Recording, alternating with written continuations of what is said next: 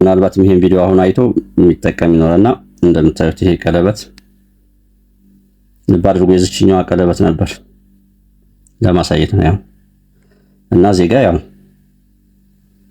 ክር እንደዚህ መርፌ ውስጥ እናስገባና ክር ግን እንደዚህ ሳይሆን በሹሉ ሳይሆን በዚህኛዋ ሳይድ እንዲያደርገን ማስገባት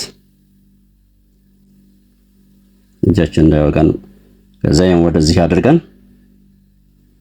ያውና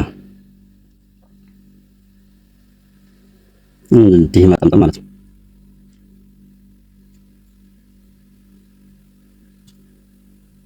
እኔስ በተቻለ መጠን አጠጋግተን ከዛ ይችን ጫፍ እንዲህ መተርተር